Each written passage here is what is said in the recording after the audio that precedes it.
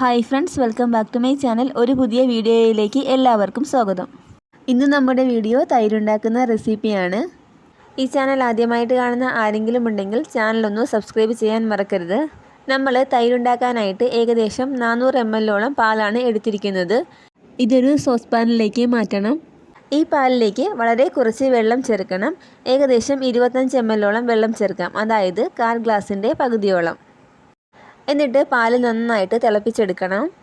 പാല് തിളച്ച് വരുന്നത് വരെ ഫ്ലെയിം നന്നായിട്ട് കൂട്ടി വയ്ക്കണം. തിളച്ച് കഴിയുമ്പോഴേക്കും ഫ്ലെയിം ഒന്ന് കുറച്ച് വെച്ചിട്ട് ഒരു 4 മിനിറ്റ് കൂടി പാലൊന്ന് വറ്റിച്ചെടുക്കാം.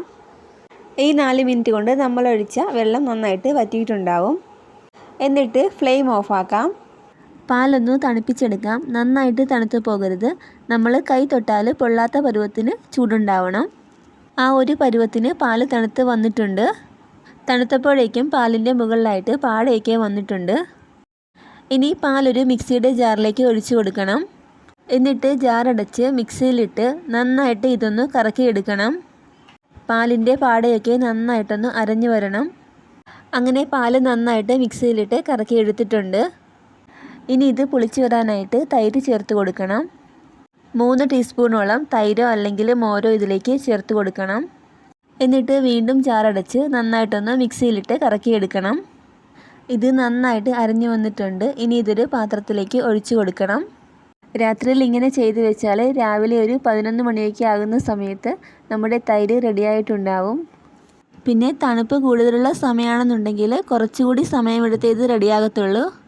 അതുപോലെ തന്നെ നല്ല ചൂടുള്ള സമയമാണെങ്കിൽ കുറച്ചുകൂടി പെട്ടെന്ന് തന്നെ ഇത് റെഡിയാവും. ഇത് നമുക്ക് പുളിക്കാനായിട്ട് അടച്ചു മാറ്റി വയ്ക്കാം. ഞാനിത് രാത്രിയിലാണ് വെച്ചത്. രാവിലെ ഒരു 11 മണിയായ സമയത്ത് ഇത് നല്ല പാകത്തിന് റെഡിയായി വന്നിട്ടുണ്ട്. നല്ല ടേസ്റ്റുള്ള നല്ല തിക്കായിട്ടുള്ള തൈര് റെഡിയായിട്ടുണ്ട്.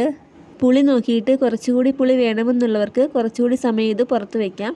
അല്ലാന്നുണ്ടെങ്കിൽ നമുക്കിത് ഫ്രിഡ്ജിലേക്ക് മാറ്റി വയ്ക്കണം. എല്ലാവരും ഇതേപോലെ ഒന്ന് ട്രൈ ചെയ്ത് നോക്കണം. ഇതുപോലെ പുതിയ വീഡിയോസുമായിട്ട് നമുക്ക് വീണ്ടും കാണാം.